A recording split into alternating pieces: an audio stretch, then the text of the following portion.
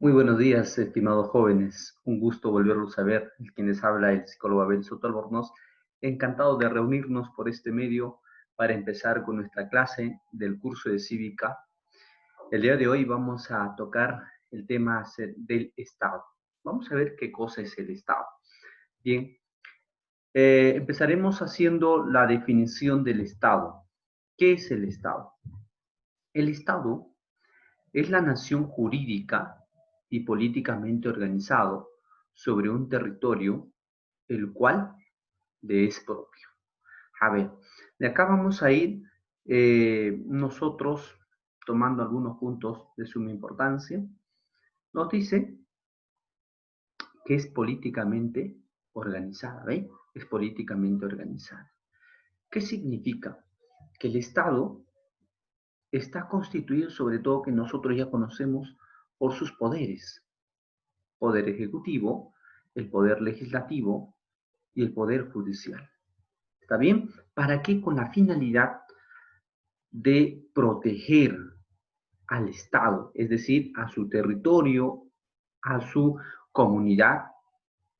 Eso es la función principal del Estado. ¿Está bien? Ahora, el Estado nos dice, por este lado, es la forma superior y más poderosa de organizar el poder dentro de la sociedad. ¿Cuántos de nosotros conocemos diversos países que, diversos países que están organizados como el Perú? Por ejemplo, Argentina, Bolivia, Ecuador, Chile, entre otros países, ya sea norteamericanos, europeos, ellos están organizados por medio de Estado, por medio de Estado. Por eso es importante resaltar, dice que es la forma superior y más poderosa de organizar, ¿ya? Y la más poderosa de organizar. Entonces, esto lo podemos resaltar. Es la forma superior y más poderosa de organizar.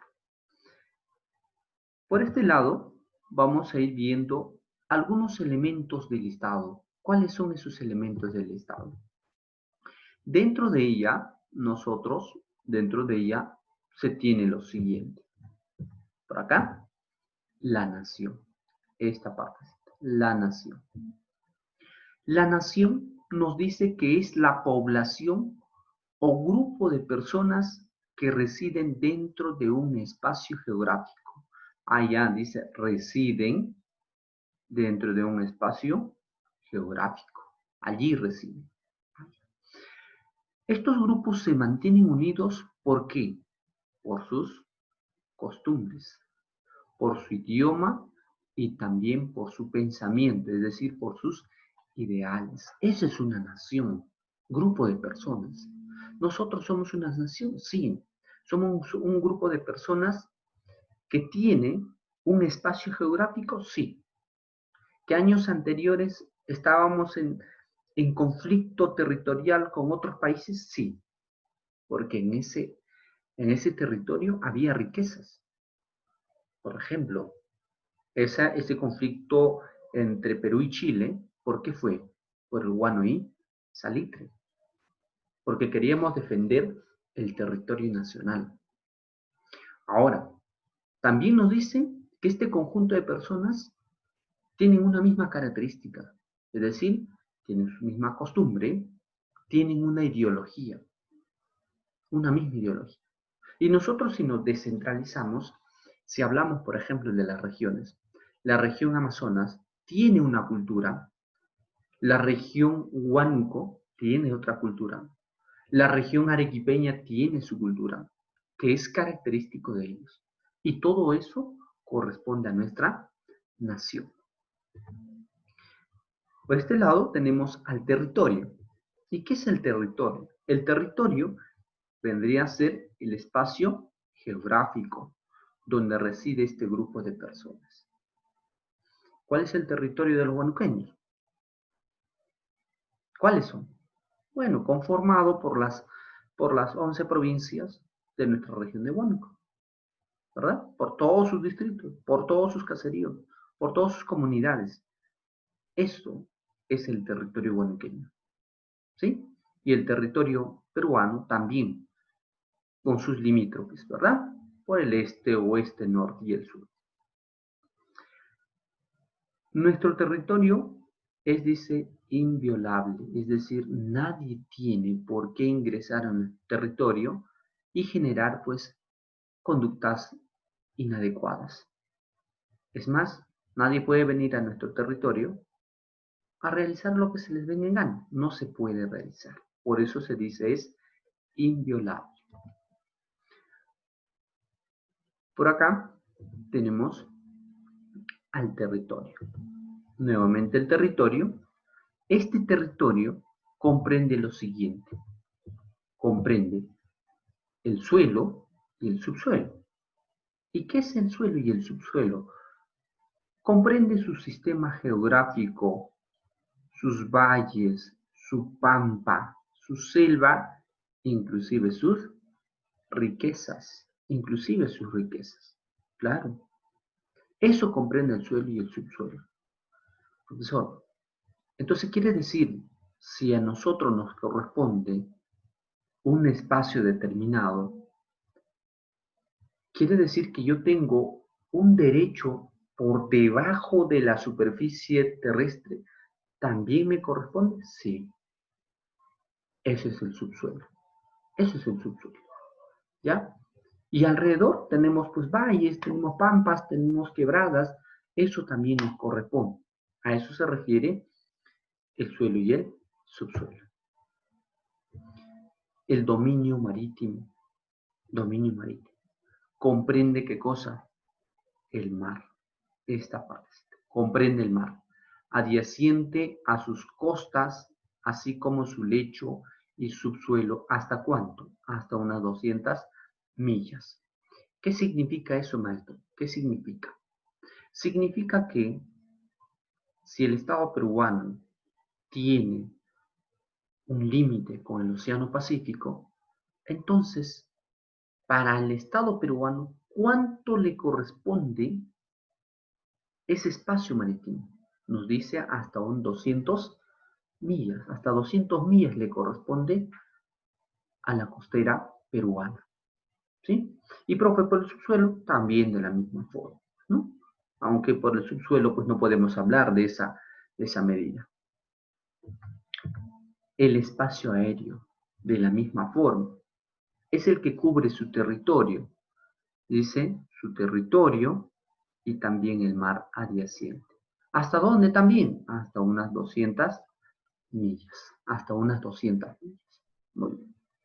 Entonces, profe, si nosotros salimos, por ejemplo, hasta Tumbes, y luego de Tumbes queremos volar, sobrevolar al espacio, entonces, ya en lo que es Ecuador, ¿a quién tenemos que pedir permiso?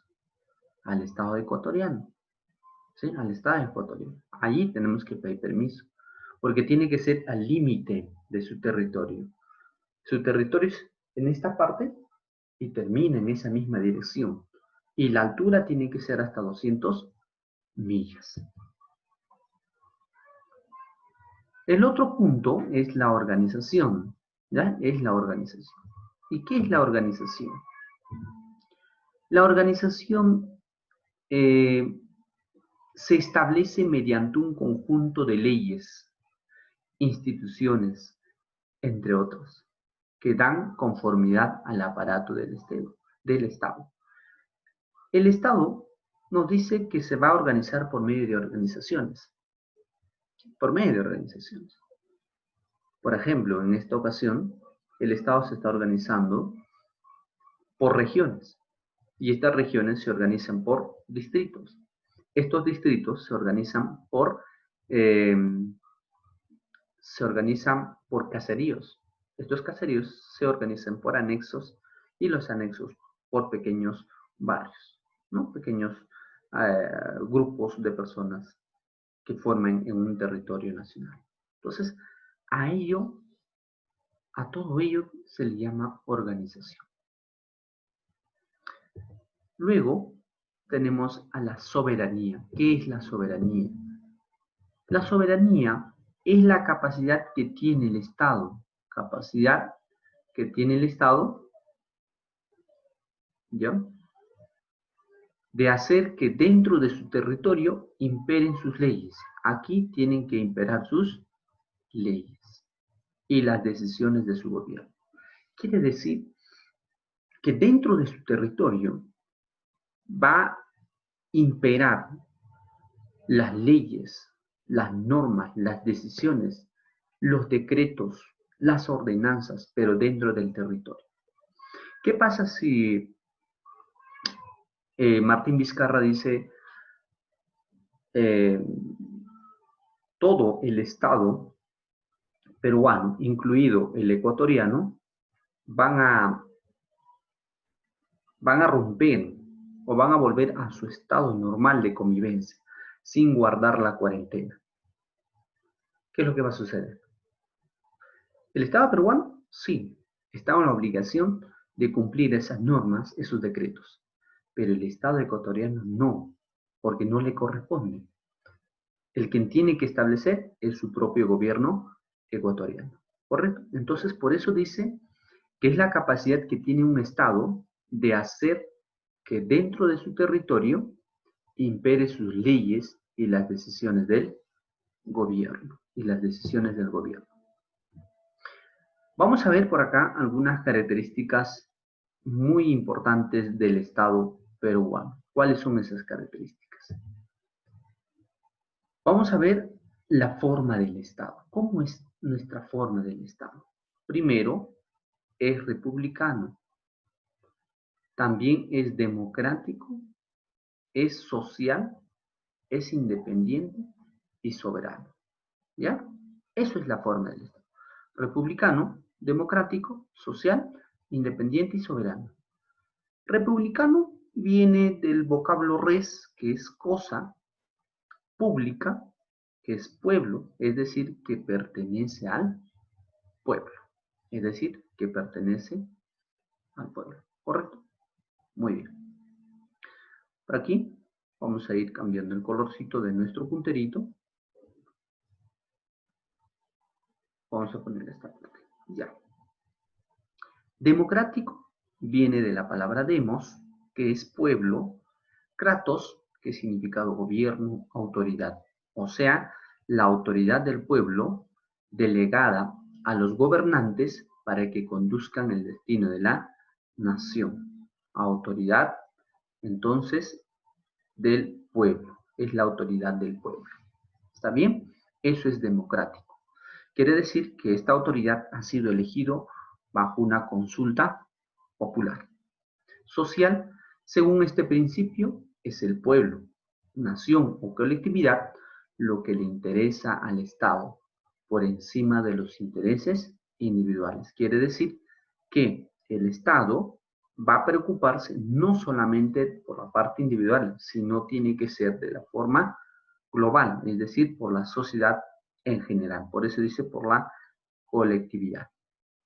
Independiente y soberano. Expresa la independencia y autonomía del Estado peruano respecto a otros estados. Entonces nosotros tenemos nuestra autonomía, tenemos nuestra independencia.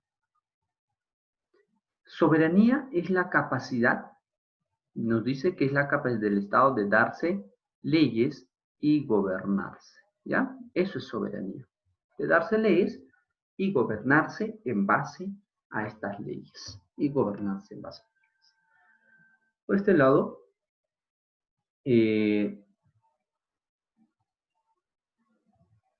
vamos a ir viendo el otro punto que es la forma de gobierno, ¿ya? La forma de gobierno.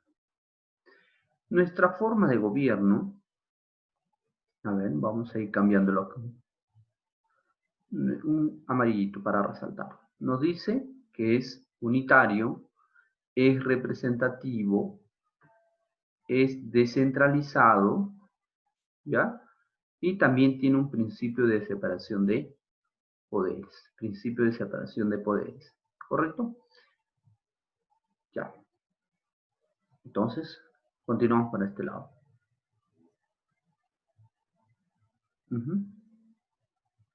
Un verdecito. Listo. Es unitario por cuanto la autoridad emana de un gobierno central. Tenemos un gobierno central, en este caso, nuestro gobernante es Martín Vizcarra actualmente. Los gobiernos son designados por voluntad popular, ya hemos dicho que esto es por voluntad popular para representarlos en el ejercicio del gobierno. Descentralizado debido a la existencia de gobiernos locales y regionales. Descentralizado, ¿por qué? Porque tenemos gobiernos regionales, tenemos los gobiernos locales, es decir, los alcaldes distritales, que tienen atribuciones, sí, y facultades administrativas en el área de su competencia. Ejemplo aquí. El distrito de Pilcomaca puede establecer, en este caso el alcalde del distrito de Pilcomaca puede sacar ordenanzas municipales, sí, pero solo para Pilcomaca o también para Huánuco, solo para Pilcomaca. ¿Por qué? Porque tiene que realizar o tiene facultades administrativas en el área de su competencia, en este caso en la jurisdicción de Pilcomaca. Principio de la separación de poderes. Para cumplir sus funciones de gobierno, el Estado establece organismos o instituciones de carácter autónomo, que son llamados poderes del Estado. Siempre vamos a ir repitiendo. Nuestro Estado peruano está constituido por estos tres poderes fundamentales. Tres poderes fundamentales. El Ejecutivo, el Legislativo y el Judicial. ¿Correcto? Muy bien. Vamos por este lado y vamos a ir viendo la estructura del Estado peruano. ¿Cómo es la estructura de nuestro Estado peruano? Miren, observen por acá. Está constituido por un gobierno nacional, un gobierno regional y un gobierno municipal, o si no también gobierno local. Este gobierno nacional está compuesto por dos aspectos importantes, por poderes del Estado, que son el poder legislativo, poder ejecutivo y el poder judicial. ¿Correcto? Repito, el gobierno nacional está constituido por poderes del Estado, que es poder legislativo, ejecutivo y la judicial. El otro son los órganos constitucionales autónomos. ¿Cuáles son esos órganos constitucionales? Vamos a ver en tres materias. En materia económica. En esta materia económica vamos a encontrar a la Contraloría General de la República. Encontraremos a qué se refiere Contraloría General de la República. Esta Contraloría se va a encargar de velar los recursos económicos del Estado, de cómo se están manejando estos recursos. ¿Se amerita o no una sanción a la persona quien administra estos bienes? A eso es la función de la Contraloría General de la República. En estos momentos de pandemia, la Contraloría juega un papel importante porque está realizando diligencias, investigaciones a todas las municipalidades, a los gobiernos regionales.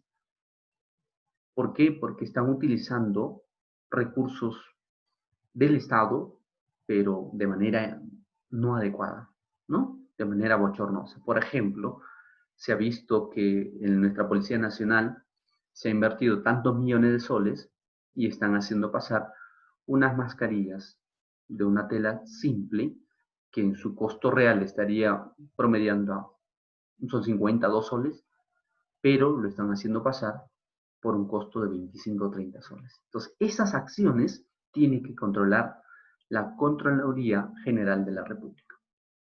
La otra parte tenemos aquí el Banco Central de Reservas del Perú, de lo que tanto está hablando nuestra ministra de Economía.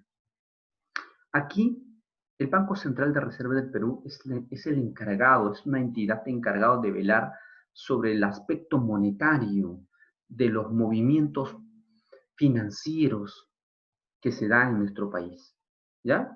Por diversas economías. Luego, la Superintendencia de Bancas, Seguros y AFP, administradores de fondos de pensiones. Aquí También hablamos de todos los bancos, de las cajas y sobre todo del fondo de pensiones, que hoy en día es un punto crítico, ¿verdad? ¿Cómo es posible que el trabajador, el aportante, de tantos años de aportación, en vez de que crezca su dinero, disminuya? Y eso no está bien. ¿Por qué? Porque el sistema de la AFP no es adecuado para el trabajador, sino es en favor de estos administradores de fondos de pensiones. ¿Ya? Bien. Luego seguimos en la materia jurídica, cómo está constituido. Aquí está constituido por el Consejo Nacional de la Magistratura o del CNM, el Ministerio Público, la Defensoría del Pueblo y el Tribunal Constitucional. Estos son los que nos van a encargar o se van a encargar de hacer respetar las leyes, las normas constitucionales y van a proteger el derecho del ciudadano. En materia electoral, vamos a tener por este lado al Jurado Nacional de Elecciones, que siempre va a estar presente velando por la transparencia de la consulta popular, juntamente con la Oficina Nacional de Procesos Electorales, quienes se encargan también de hacer cumplir esta consulta popular, que son las elecciones, ya sea presidenciales, regionales, municipales o referendos. El Registro Nacional de Identidad y Estado Civil, RENIE, lo cual es una entidad que se encarga de registrar a todos los peruanos desde el momento de su nacimiento, inclusive su fallecimiento. Es decir, cuando hay nacimiento, hablamos ¿de qué? De una partida de nacimiento. Cuando hay fallecimiento, partida de defunción. Entonces, decimos cuántos niños o cuántos seres humanos se incrementan en nuestro Estado peruano y cuánto están dejando de existir.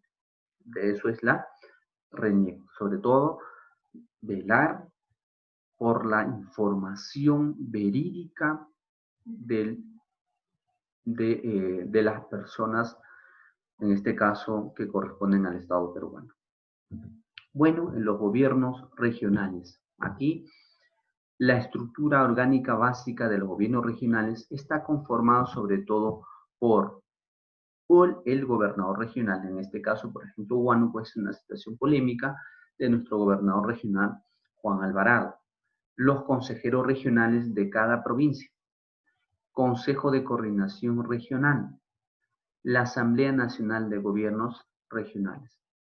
Todo ello está constituido el gobierno regional. Luego tenemos a los gobiernos locales. Estos gobiernos locales sobre todo están conformados por el alcalde, elegido sobre todo por 4 años según el artículo 191, y también está constituido por el Consejo Municipal, quiere decir por los regidores, quienes van a fiscalizar, quienes van a trabajar de la mano con los alcaldes para el desarrollo integral de todo nuestro distrito y también, claro, de toda nuestra provincia. Muy bien, jóvenes, usted ya sabe cuáles son las actividades que debemos de realizar. Es el copiado de la clase, desarrollo de nuestras prácticas y subirla a la plataforma, ¿verdad? Entonces, con esto quiero que se entienda bien claro de que el Estado nos va a proteger en el aspecto psicológico, social, económico, biológico. Ahora, en estos días, estamos pasando por una situación crítica en el aspecto biológico, es decir, tenemos la presencia de un enemigo invisible, que es el COVID-19, y esto, ante la presencia de este enemigo, nuestro Estado, nuestro gobierno, tiene que trabajar, tiene que combatir y buscar la mejor estrategia para que todos nosotros salgamos bien y no se den las pérdidas humanas. Con ello, jóvenes, muchísimas gracias. Nos vemos en el siguiente capítulo, en el mismo canal, en el mismo horario.